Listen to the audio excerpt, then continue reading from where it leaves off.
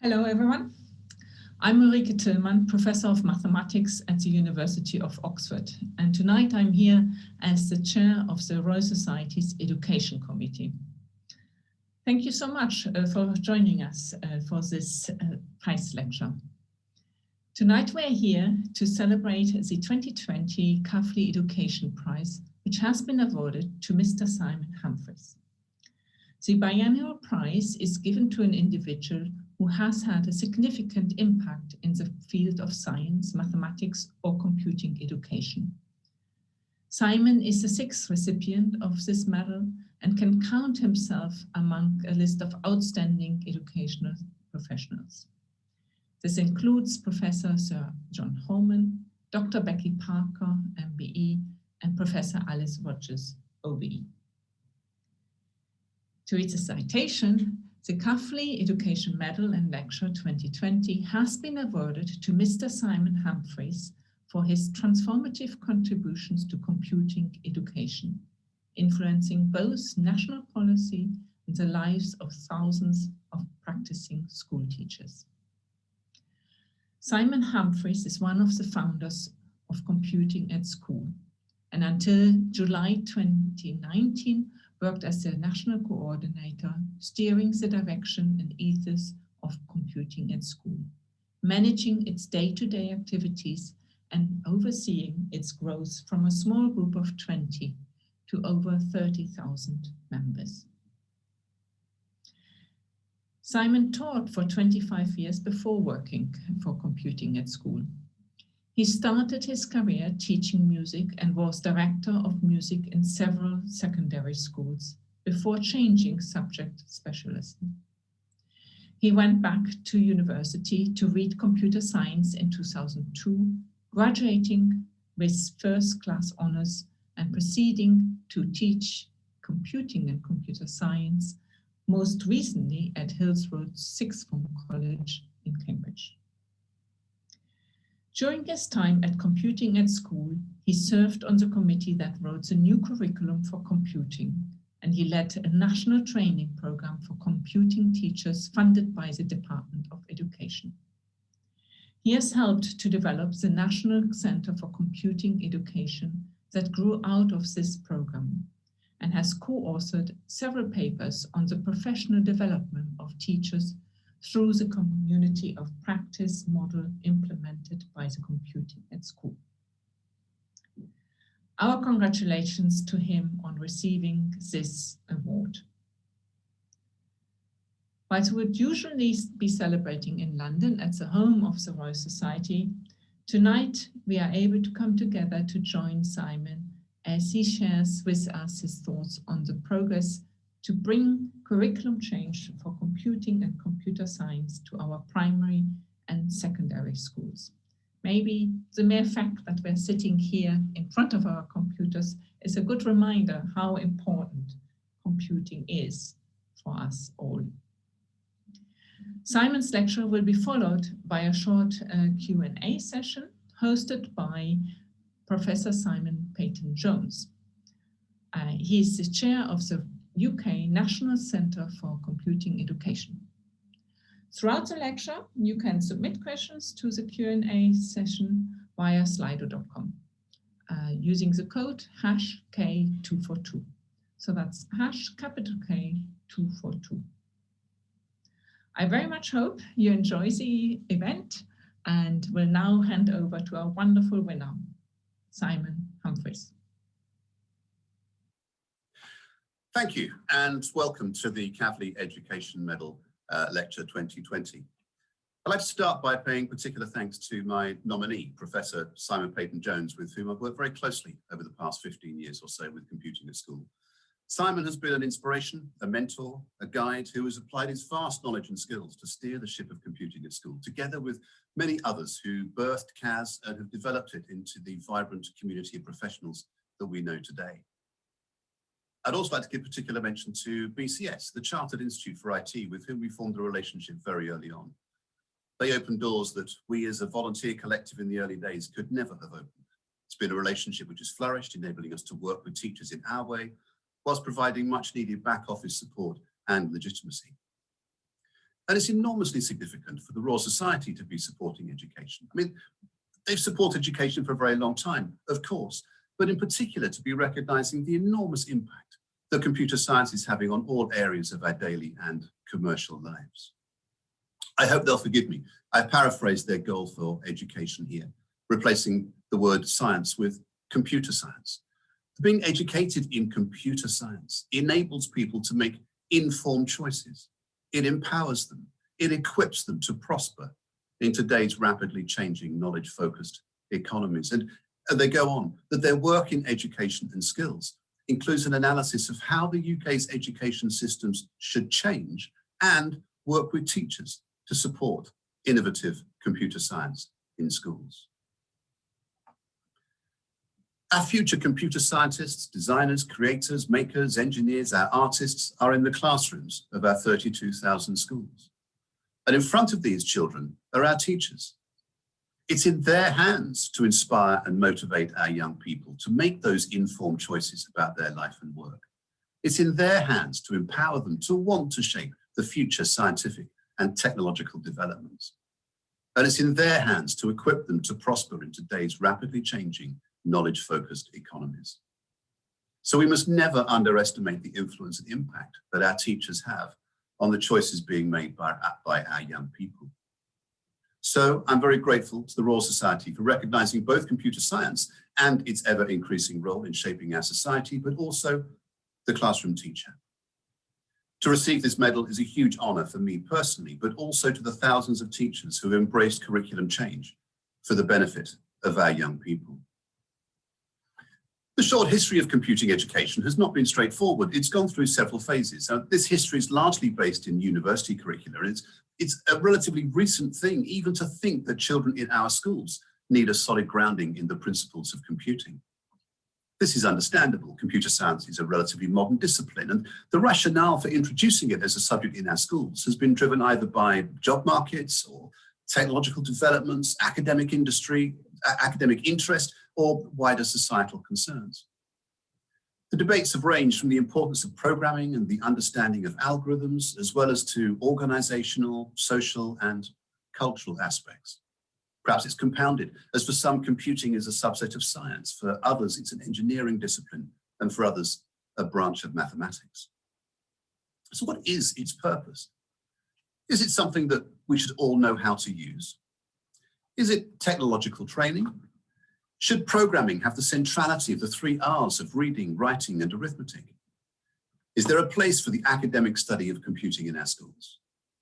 Or does having an understanding of computational problem solving impact on every other domain of knowledge in our schools? Forgive me, I'm taking the easy option here and answering yes to all. If I was to say which of these is the most important, perhaps the last. It's underpinned the philosophy of computing at school, as we have championed the subject. To frame some of the difficulties, the following list was published. This is back in 1961. Its reference was university computing, but sadly, we recognise all too well many of these features when we look at computing education in our schools today. But it's not well understood. It's disunited, undeveloped policies, ad hoc and underdeveloped research, inexperienced staff, difficulties in recruitment, not regarded as an academic discipline, and indifference of institutional leadership. And there was a gender issue then as well. Schools are complex. Thus, any innovation in schools will be equally complex, influenced by both internal and external factors. With any proposed innovations, such as introducing a brand new subject into the school curriculum, there'll be the early adopters, there'll be the critics, but there'll be those who know it makes sense but are unsure where or how to start. For any innovation in our schools to take root and flourish requires a champion, both nationally and locally. And computing at school has sought to be that champion, driven by 2 goals. The first, to introduce computing as a foundational subject for all of our young people from primary up. And then secondly, to support the classroom teachers tasked with delivering this new subject. The innovation is in the first goal, but to achieve it requires teachers to be placed front and centre as the local champions. And this evening, I want to walk you through some of the history behind this extraordinary community of champions in computing at school. Their teachers, their academics and professionals, each committed to ensuring all of our young people have access to a high quality computing education that will prepare them for the 21st century. For this purpose, I've held in mind a 14-year-old. You can pick their gender, their ethnic background, the school they attend, their family background. But let's assume that our 14-year-old drops computing from their options at that age. In much the same way as all of us here made a similar decision, age 14, not to continue with certain subjects at school. Forgive me, Royal Society, I dropped physics and chemistry at that age. But here's the challenge. What should that 14-year-old know about their digital world when they enter the workplace and adulthood? What do they need to know? What should they be able to do? And how should they apply what they know to new and emerging contexts and challenges? I'm unapologetic in believing that in our digital world, all our young people, whatever their age, gender, social background, ethnicity, etc., they need to understand the principles of computer science in order to be engaged citizens and successful creative employees. But equally, I believe this is best delivered by knowledgeable, passionate, motivated, and above all, confident teachers. Our original strapline in computing at school was educate, encourage, engage, which neatly summarized what we wanted to achieve and how we planned to go about it. We also enjoyed, there is no them, only us. That is, let's not wait for them to sort this out. It can be us. Let us become part of the solution rather than just defining the problem. But let's be clear, there is a problem. Perhaps there always will be a problem to sort out with computing education as our world changes, but our constant is that 14-year-old child and their encounter with this subject in their school delivered by their teacher. Let's start with a bit of history, the teaching of computing in schools and the role computers have played in teaching and learning across all subjects. In the 1970s, computer studies was introduced as a qualification, and in the mid-1980s, with the growth of personal computing, many schools took possession of a BBC Micro and their purchasing of computer equipment grew steadily from then on. In the 1990s, IT was introduced as part of the design and technology curriculum, becoming a subject in its own right towards the end of that decade. Following a report commissioned by Tony Blair, which looked into the ways in which computers could be introduced into schools and how teachers could be trained to use them. Then came the New Opportunities Fund to train teachers in the use of technology. It was funded by the government. Vector was set up in 1998 to promote the integration of ICT in schools. By 2000, the vast majority of schools had internet connectivity, yet a 2000 report published by BISA revealed the lack of confidence in teachers in using technology for teaching and learning. As we tracked further development, schools' purchasing of hardware continued. By 2005, there were 2 million computers in UK schools and many using interactive whiteboards and the like to deliver lessons. But then, with David Cameron's government, there seemed to be a change of direction. Vector was closed down. The primary curriculum, which had ICT as a core skill, was stopped, despite recommendations from the Rose Review. I mean, frankly, it seemed as if ICT had fallen out of favour. At just the same time, as the growth in the use of computers for all of us at home or at work was burgeoning. And further, during this period, the number of students opting to study computer science at both A-level and at university was falling, and falling rapidly. It was clear, in the mid-2000s, something had to be done to address this issue, and computing at school was formed in 2008. Now, I confess, many of these events passed me by. In the 1990s, I was running music departments in secondary schools. My contact with computers came through using them for composition and music sequencing. Midway through the 90s, I noticed my hearing was going, and following a diagnosis, it was clear I had to change direction. The prognosis was uncertain, with one specialist telling me I could be completely deaf before I was 40. Now, music and deafness, they're not natural bedfellows. Leaving Beethoven aside for a moment, with whom I share as far as we know a diagnosis, it was clear I would need to change direction. And my head teacher at the time offered me some A-level computing classes the following year. I agreed without really knowing what I was taking on, and also enrolled in a part-time undergraduate degree. Now, I spent all my life in the arts, that many of my friends and family listening and watching here tonight know me first as a musician. It probably remains a mystery to them how I've been spending the last 25 years. Now, this personal context is important, so please bear with me because it underpins both the impetus for seeking a change in the school curriculum for computing, but also an understanding of what it means to change subject mid-career, which has been asked of our ICT teachers in the last 5 to 6 years. It set into motion for me both the formation of computing at school, but also some of its ethos and nature. I've been used to music being established as a well-understood part of school life. I mean, we teach music from even before primary school all the way through. There's an accepted route, an understanding that should you want to study music at a higher level, GCSE, A-level or university, you will be able to read music and play one or more instruments. I found it odd when I started to teach A-level computing that most of my students did not know the fundamentals of the subject. At university, I was taught introductory programming, but when I did my music degree, I was not taught where middle C was on the stave or how to play the piano. It was assumed that I knew those things. Instead, we used that knowledge and skill to read and play a figured bass or to transcribe Mozart string quartets at sight on the piano. I was sufficiently naive to ask why our young people were not taught some of the fundamentals of computing, especially introductory programming, further down the school. And further, why did the universities not want my brightest students to study computer science A-level before starting their degree course?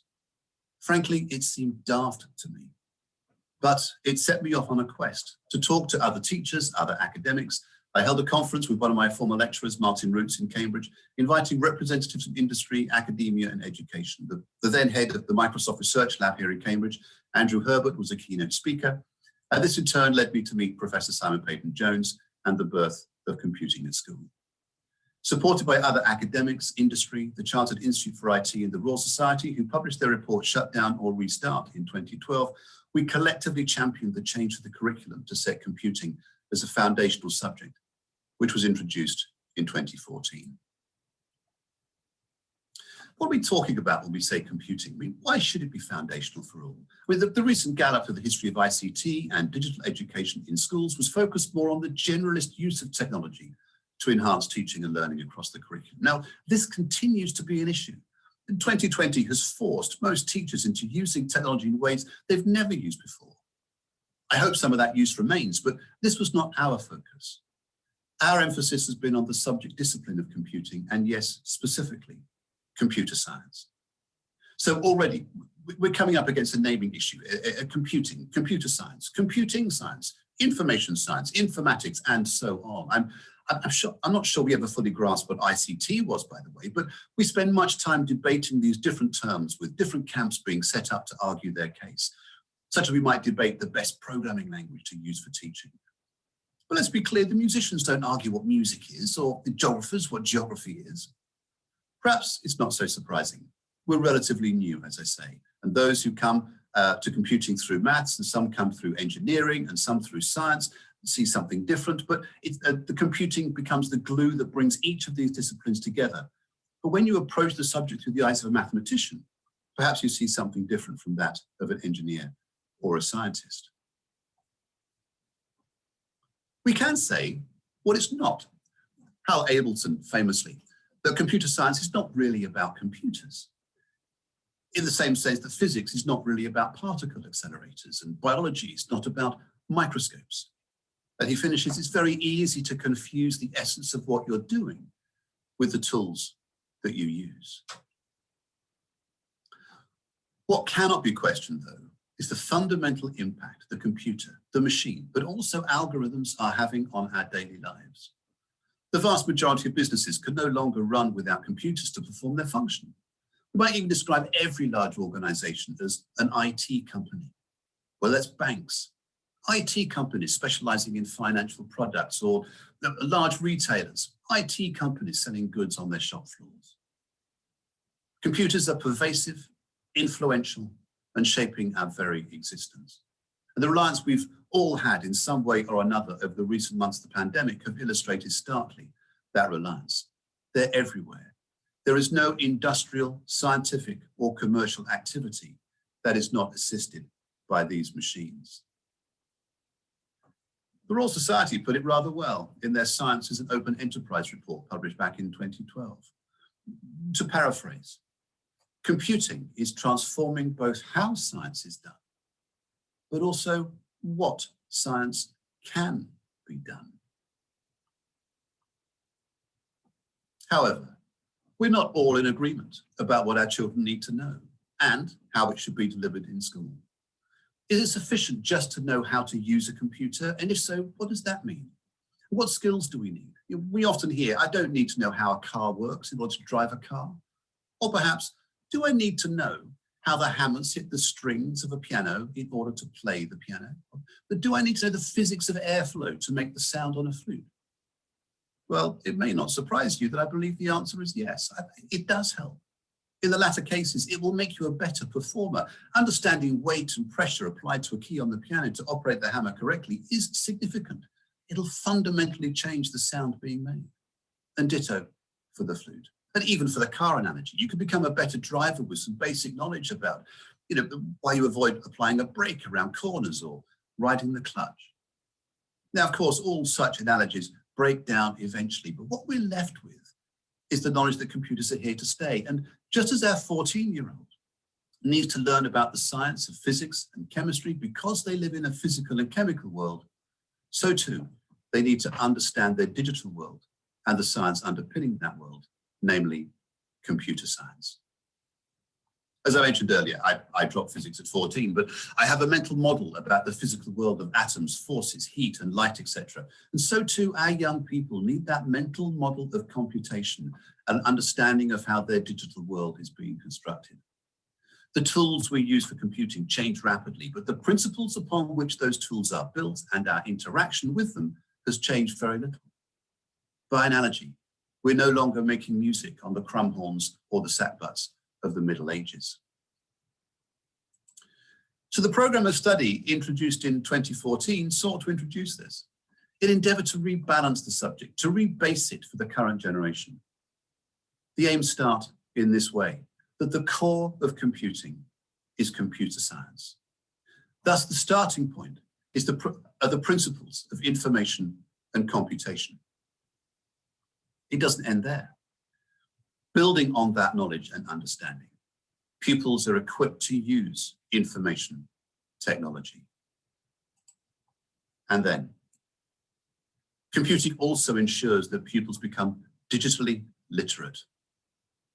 So the subject has been divided up, it appears, into these three parts of computer science, digital skills, and information technology. And the subject title, computing, is intended to embrace all three of these subdomains.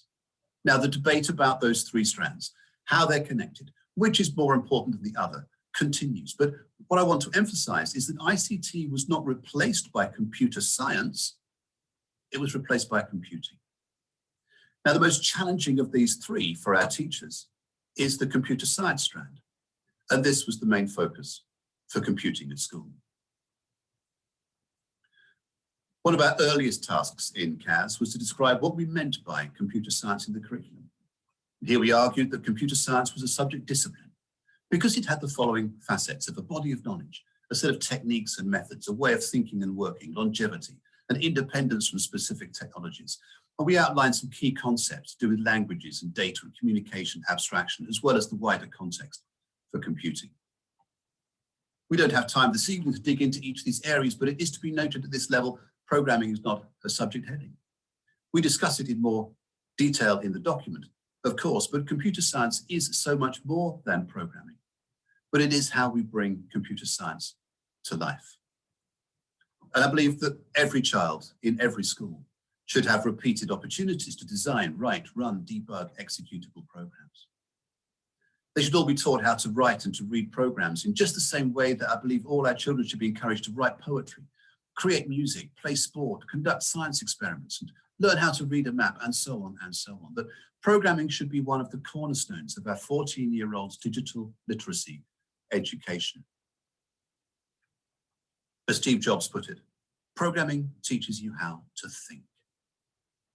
I want my 14-year-old to have had that rich experience in schools where they've had that opportunity to write poetry, solve some maths equations, take part in drama and music, conduct science experiments, and write some code.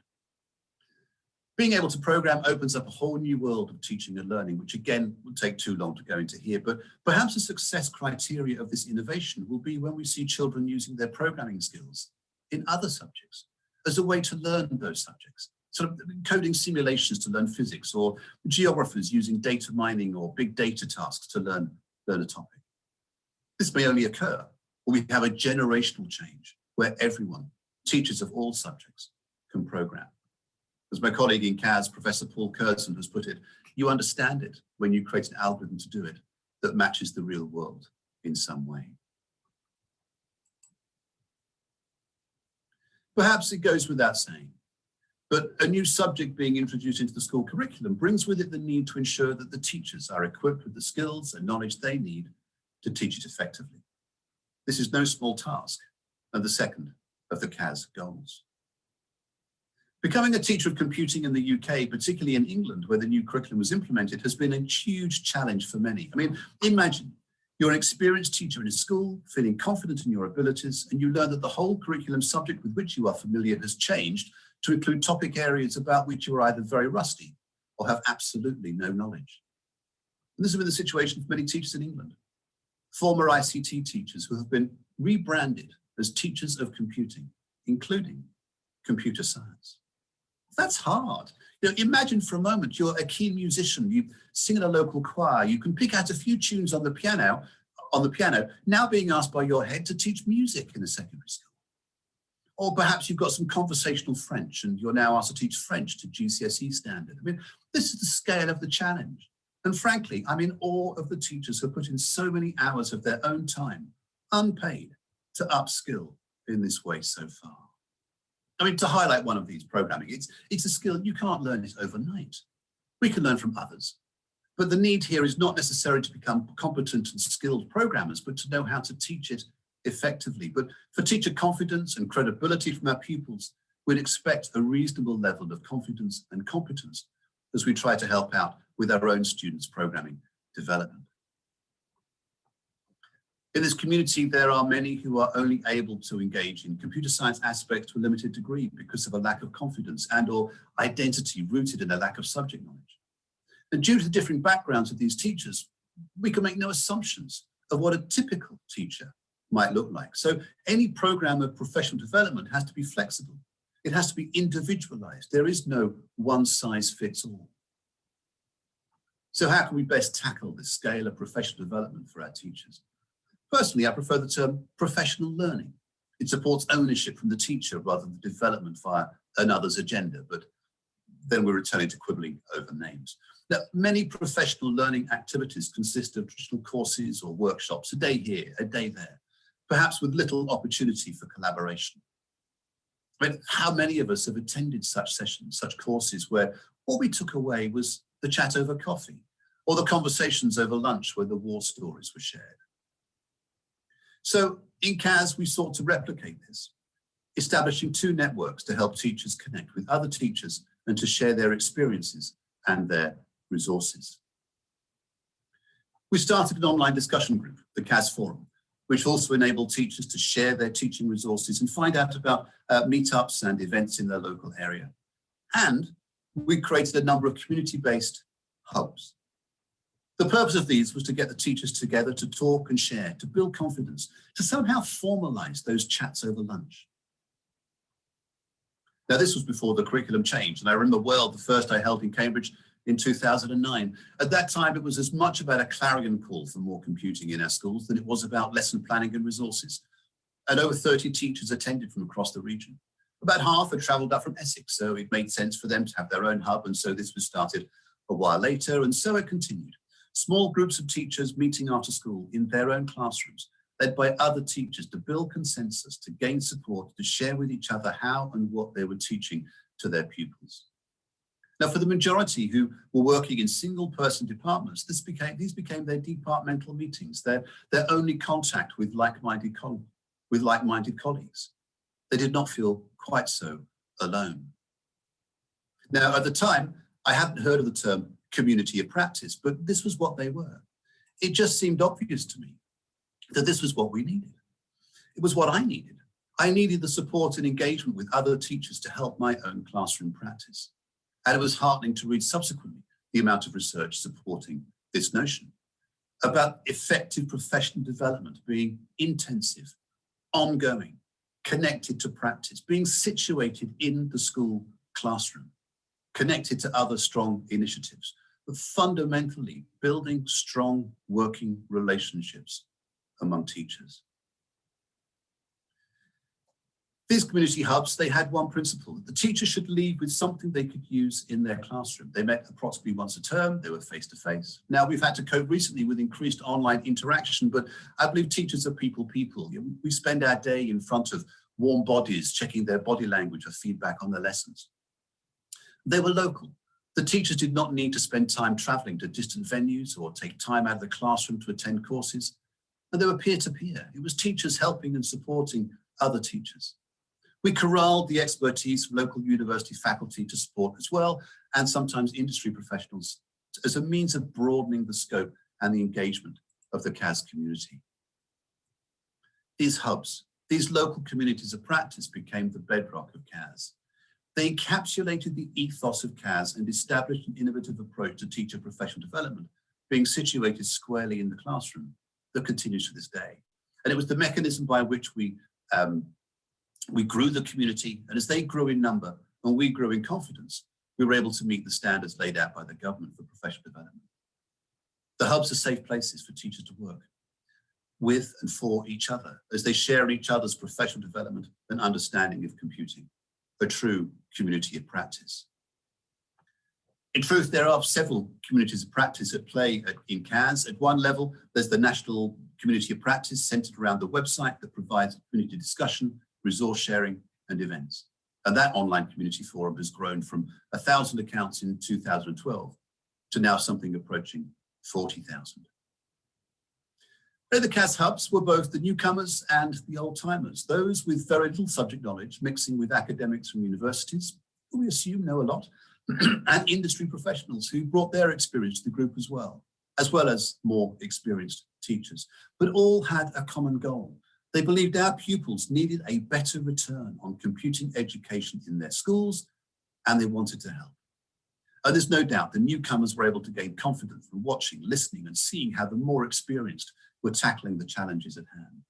And over time, those newcomers grew in confidence and were then able to share what they were doing in their own classrooms. Some started to lead their own hubs. Some became CAS master teachers, of which more in a moment. But their participation in the CAS hubs was key to their learning of being absorbed and absorbing the culture of good practice. In the days before the curriculum changed, those attending came voluntarily, empowered, wanting to learn, wanting to improve. And let's be clear, this became harder when the curriculum change was introduced. They were now teachers of computing and computer science by default, rather than by choice. And adapting the strategy without losing the principle behind those communities became necessary. So through the support of the government, we progressed to developing a program of CAS master teachers in our local hubs with the old timers, the more experienced. So we sought to find, recruit, and train those teachers to run low-cost training in the context of their local hub networks. The CAS master teacher was an experienced teacher who worked with a number of others in their local community, supporting them with the teaching of computing, particularly with the newer computer science elements of the curriculum. Originally, the first master teachers were the early adopters of the curriculum, but as time has gone on, teachers were applying to become master teachers who were completely new to computing just 3 or 4 years previously. These CAS master teachers were part of the network of excellence, for which we received some government funding.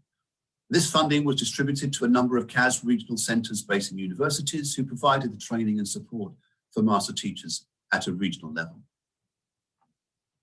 But significantly, the development of this more formal training was birthed in the concept of the local communities of practice, that ongoing collaboration and participation in a supportive community. It wasn't a one-off course in a far-flung town. It was embedded in relationships and had significant impact. From the feedback received through the program, 65% of teachers reported that their subject knowledge or understanding had improved. and the mean-based confidence of teachers rising too. Further, teachers in those schools where teachers have received training through the Master Teacher Programme found that the number of pupils opting for GCSE computer science grew. And significantly, the grades being achieved by the pupils in those schools was an average 1 grade higher than those schools which had not received that training. The most recent Royal Society report into computing education in 2017 highlighted CAS as the most popular resource used by teachers, with 36% of secondary teachers noting the support offered by CAS. However, CAS had not reached all teachers. The network of excellence had impact, but it was difficult to scale. Following the network of excellence, the government has made a significant investment to form the National Centre for Computing Education, whose work is now ongoing and involves a consortium of 3 organisations: the BCS, our parent body, the STEM Centre, and the Raspberry Pi Foundation. They're taking the work we started in CAS, continuing to build local communities, to deliver training, and to provide certification for our teachers of computing and computer science. And many of those now working as part of the National Centre started as newcomers in the CAS hubs, and it's really exciting to see how these inspirational teachers have both excelled in their own classrooms, but they're now making significant contributions to the wider community of computing teachers within CAS and the National Centre. And CAS continues to grow, that even in this last year that has presented some quite unique challenges, it's such a delight to see that CAS member accounts up with an increase of 13%. More active communities being led and run by more active community leaders, more meetings being able to be held, and perhaps through this revised online world, significant increases in the number of people able to attend these meetings to gain support from their fellow professionals. Is that it then? Can we pack up and go home? Is it job done? Well, simply no.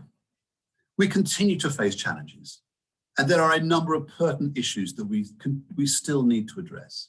And we don't have time to dig into some of those ongoing challenges, but we're not yet seeing the numbers of children taking computer science as a qualification that we would like. ICT at GCSE has been removed as an option for our young people. So if our 14-year-old wants to continue with their studies and take a GCSE, then it's only computer science. There are some technical qualifications they could take, but they don't carry quite the same weight for many schools. There is research evidence, notably the studies carried out by Peter Kemp at Roehampton University, indicating that digital education in schools has decreased since 2014. So how we frame the subject and how we offer it in many of our schools is leading to some worrying disparities in access to the subject, especially for girls and some ethnic minority groups. And while I mentioned research, we desperately need to raise the status of research into the teaching of computing in schools. Much of our research we have is based on university curricula, but we're now entering a different world. And children from primary through to secondary are learning more about their digital world. This is a good thing, of course, but effective classroom practice is built on solid research. I mentioned earlier that any change in education is hard. It takes a long time to see real change. It involves a number of issues, some of which we can control centrally, others over which we have no direct control. We need to continue working on how we package this curriculum. I mean, too frequently seen as now we're teaching all our children how to program. Along the way, we've lost, or so it seems, the continued need to ensure our young people are digitally literate. There needs to be a balance in our classroom, but this needs recognition from school leaders about the centrality of the subject and how it can impact for the good on other subject areas. It needs a higher priority in timetable allocation. Further, the exam system has become too skewed towards computer science. As we fought for greater emphasis on computer science, no one foresaw how this might lead to ICT qualifications being removed from the options available for our young people. This is disappointing, and we could spend a whole evening looking deeper at this whole issue, coupled with the degree of difficulty of the current GCSE in computer science. Digital technology and its use in schools has gone through several changes already, of which the new curriculum of 2014 is the latest. I'm not convinced it'll be the last. Without any backing of research or knowledge, I confess, I used to say this innovation would take 25, 30, even 40 years. They're made up numbers, but they're probably not far off the amount of time it will take before we see computing established in the minds of parents, pupils, and policymakers in the same way as geography or music. Before I close, what has marked Kaz out? What's made the difference? Our constituency has been wide and deep. It's a vibrant community of like-minded professionals. These professionals are teachers, yes, but also university lecturers and academics and those from industry too. Includes the learning societies such as BCS and the Royal Society, our awarding organisations, our school governors and our parents, all committed to seeing better opportunities for our young people in schools. The majority have given of their knowledge and their expertise and their time freely. Thank you. Thank you. Thank you. We've learned so much and we have become better people and teachers because of your commitment to us. It's been a personal privilege for me to be involved with the Kaz community. I've learned so much from so many different people, from you. I hope in some small way I have helped them develop and grow too. But in closing, I want to pay particular credit to the many thousands of teachers across the country who have committed to their professional learning for computing. They are an extraordinary body of people, an inspiration to me and an inspiration to their pupils. If lasting change in education takes, let's say, 40 years, well, perhaps we're getting on for halfway. We've not yet arrived. There is still much to be done to ensure that all our young people, whatever their background, race, or gender, receive an outstanding education in computing and computer science. Thank you.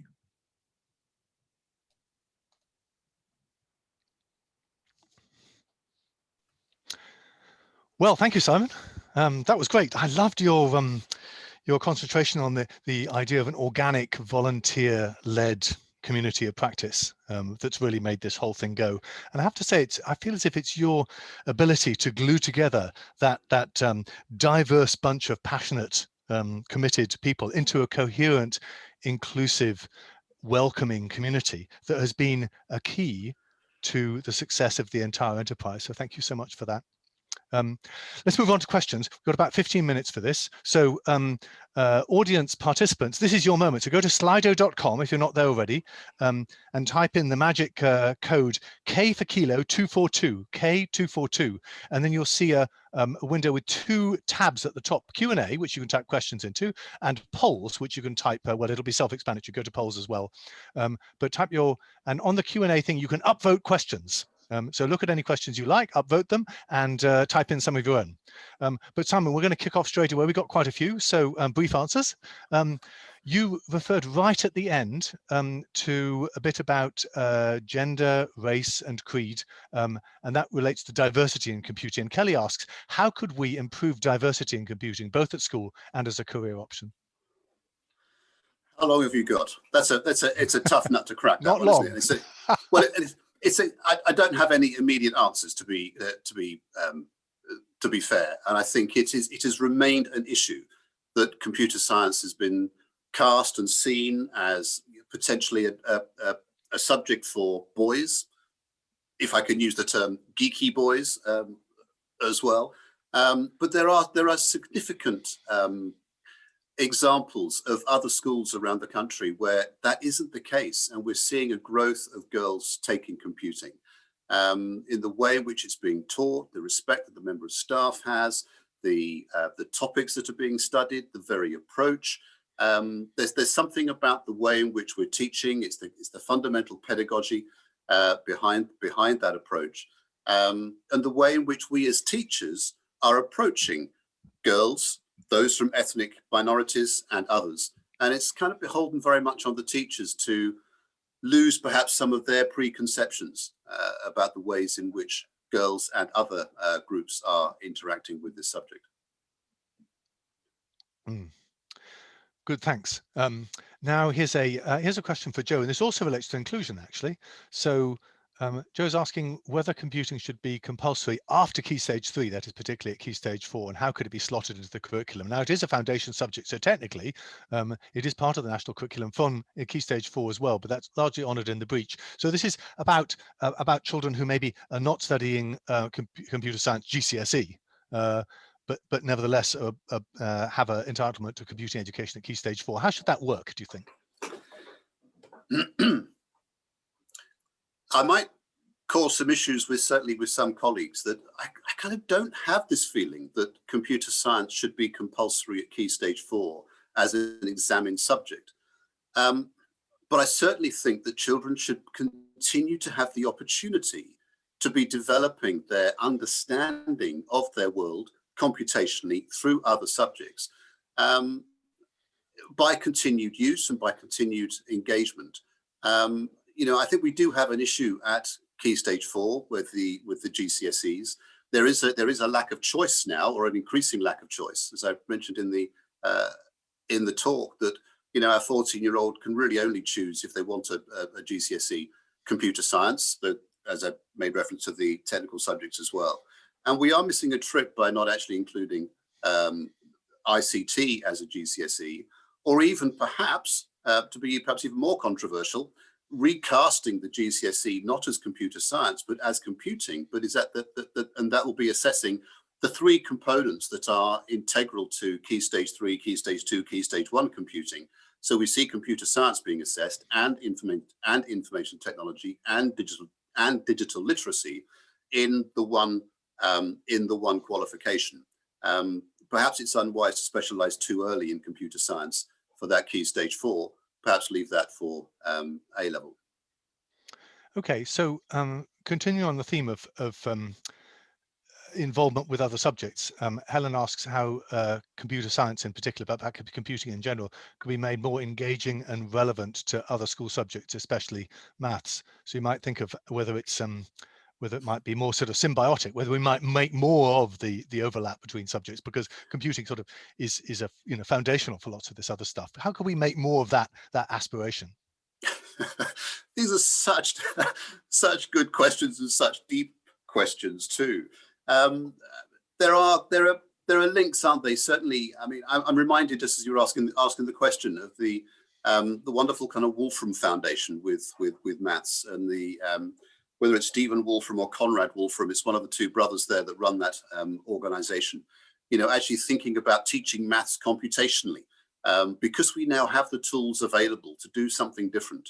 And I think often we can be looking at individual subjects through a different lens of how we can teach these subjects computationally, not just about how you use, but how you can really take advantage of the power that you now have at your fingertips through these computers, to do something different in the way in which the subjects are being taught. I'm kind of also reminded as well that there's, we frequently see, assignments being set for students that make, in order to kind of reinforce their understanding, which could simply be, I'd like you to prepare a slide deck, a PowerPoint, if you will, 4 or 5 slides summarizing a particular topic. There's something interesting to think, well, actually, could we be programming some of those solutions? That if you're thinking about kind of trigonometry in mathematics, actually within programming games, where you're actually getting your characters to be turning to face another particular object and applying some of the rules of trigonometry in that sort of process. But it does require that the students have got a sufficient fluency in handling programming code in order to do that. But it would just enhance their learning so much more, not just kind of create a PowerPoint summarizing the points, but actually building the algorithms that are relevant for their particular subjects. Here's another, moving up the school through to A level. You're teaching at a sixth form college at the moment. Yeah. So Richard asked, this is a highly upvoted question. You've touched a raw nerve with me for the comment about universities not being interested in whether their computer science students studied A level computer science, or even preferring that they didn't. Do you see any evidence of change on that front, or are you optimistic that there might be change in the future? I mean, must be relevant to you and your day job today. Yeah, no, for sure. And I think there has been change. And I think that here within CAS, we have many university colleagues. They're not in a position yet, in order to make themselves sufficiently sustainable, to enforce that A-level computing and computer science is a prerequisite for those courses. But there is more of a move towards it being recommended, towards it being welcomed. I do hear of some institutions where they're almost thinking about some kind of fast track approach, so that those students who have taken A-level computing, rather than kind of repeating a lot of that initial content of introductory programming or introductory binary, for example, they're actually saying, well, actually you can move forward into look at some of the more advanced modules for years 2 and 3. And I think that's a really good thing. Whether we'll reach a point where it actually becomes compulsory, part of me would love it to be so. I mean, I kind of gave the example that, when I started my music degree, it was just assumed you can play a piano, you know how to read music, and you've got some basic understanding and knowledge of the history of music.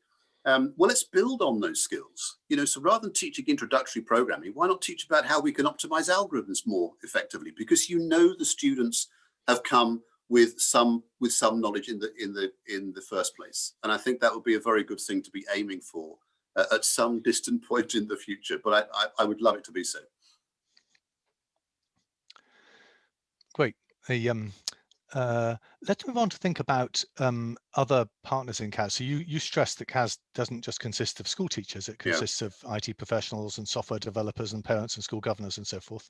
So this is a question just about people whose day job is computing, but who do not work in education. So people who work for IBM or small companies, small and large. So they often will help as volunteers with after school clubs and stuff like that. So, but one question might be, do you think they might have a role, in a more direct role, in supporting computing is part of the taught curriculum? Or more generally, how would you like to see industry and employers help support the reform of the computing curriculum in schools today?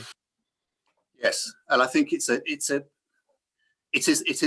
really significant dynamic that certainly within CAS, it hasn't just been teachers banging a drum for teachers, but it has been parents and school governors and industry professionals, as well as academics, really wanted to get behind the teachers and to support them. And those who are working in industry have that kind of day-to-day experience and the day-to-day challenges, which I think can lend so much richness to an individual teacher's experience, where we as teachers, we spend our life in the classroom, and it's often hard sometimes to kind of raise your eyes out and upwards, to the outside world, to think what is actually going on. I'm teaching a little bit about kind of cybersecurity or cryptography or something, but I don't really have a kind of visceral understanding of the challenges that cryptographers and others involved in that process are currently facing. And so getting those real world stories into the stories, getting them connected to teachers as additional resources, I think is really, really important. There was an interesting study done from your colleagues, Simon, in Microsoft over in the States, where actually, kind of seconding industry professionals into the classroom. I think that has a really important role. In that we're not expecting them to be first world-class teachers, but they bring that depth of subject knowledge and that depth of experience that, working in tandem with experienced teachers, I think can give it enormous benefit and because it's so much about building confidence level, isn't it, within teachers, I think, and that having somebody that you can call on, drop an email to, send a message to, saying, could you explain this to me? Having them there as a personal contact, I think could also be immensely valuable. But it's ensuring that we have this kind of rich diversity of experience, really kind of all tasked and committed to supporting this development in schools. Yes, I think there's a sort of huge pool of goodwill and everybody sort of wants this to happen. So there's a big reservoir of goodwill and expertise to draw, and we just need to find good ways of connecting up. And of course, it needs their employers too to be getting behind and releasing people for that which they particular generally purpose. are these days. Yeah, if they're asked. So looking to the future then, I've got questions here about what do you think the next priority is for CAS and BCS, for the Royal Society, or indeed for the Department of Education? What do you think the sort of the next big priorities are that we should all be working on? I think it could be a number. I did touch on it in the talk, and of course it occurred in that the early bullet points from 1961 of it was phrased as indifference of school leadership, which is possibly not entirely fair. I don't think school they're not leaders really indifferent, they're just busy. Well, exactly. Yes, I think indifference is the wrong term. But I think fundamentally it comes down to, in part, a lack of understanding of the relevance and the role that this subject can have, and the kind of transformational impact that understanding your computational world in the current 21st century is really important. And I think one of the biggest challenges we have is with school leaders, with head teachers, with timetabling allocation, ensuring that teachers are given sufficient time, both to enhance their own subject development, but also then that the pupils themselves are given sufficient time allocation in the curriculum. I hear too often where, computing is kind of carouselled with, 2 or 3 other subjects, and children only get kind of 6 weeks in one half term. Then they don't touch it again for another, 3 months potentially, and then they get another 6 weeks. But I really think there should be, an hour a week dedicated to this subject, so that we can really see progression and really build on prior learning to take them through to Key Stage 3. Particularly because what they have to encounter at Key Stage 4, and again I've touched on this, and the work that Peter Kemp has done at Roehampton touches on it as well. The GCSE computer science is hard, and I get why it's hard, and it's kind of hard for a reason.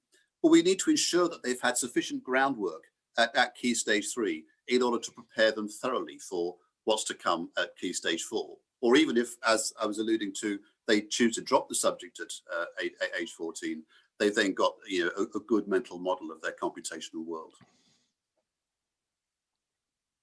Great. Let's have a look at the poll we did. So alongside, if anybody's been filling in the word cloud stuff, I think Liam, are you in position to display our word cloud?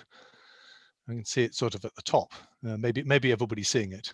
This is yeah, there we are. Everyone's been typing in 3 words to describe computing education. I love creativity being in the middle. I didn't know that would appear as the big one in the center. That's great. It was one of mine, for what it's worth, when I filled it in. Great. Good. Well, thank you. We're coming towards the end here. Simon, let me just read you a few of these questions have comments as well. Joe says, thank you for a wonderful lecture. Alan says, it's been incredibly impressive and inspiring to see the impact of your work over the last decade. Alan says, what a brilliantly inspiring presentation. Duncan says, congratulations, Simon. It's a privilege to work with you. So lots of plaudits coming in. It is a huge achievement you've done. Thank you so much for everything, because you've devoted a large fraction of your life and personal energy to this. Thank you so much. Well, thank you. But the inspiration has been, the teachers that we've encountered, and the academics too, with Duncan there and Alan, examples of both the university academic and or former university academic and teacher. I mean, these people have just been brilliant, and they have been so inspiring. And long may it continue, because I firmly believe we haven't arrived. We're not there yet, but it is so important that we get this right for our children and for our future. Just tell me in 60 seconds, one light bulb moment, an experience you've had in the classroom in which you felt, aha, this is what it's all about, and then we'll finish. Oh gosh. I always like the moment when I'm with the students, and maybe they're kind of working on a particular problem, and the hand goes up, and they say, sir, I've got a problem. I feel that there must be a better way of solving this. And for me, that sense of there is a better way. Once you apply some of the principles, yes, we can unlock a better way of solving a particular problem. And I think that computer science gives you insights into that, and also gives you the tools to enable you to think through problems in a different way, to make it better. Yeah, and maybe not just in computer science, but better in the rest of your life Indeed too. not. No, that's right. That's right. And that's the applicability of the subject across other subject disciplines. Lovely. Simon, thank you so much. Congratulations. I think we'll end it there. Thank you, Simon, very much indeed. Thank you, everybody. Right. Cheers.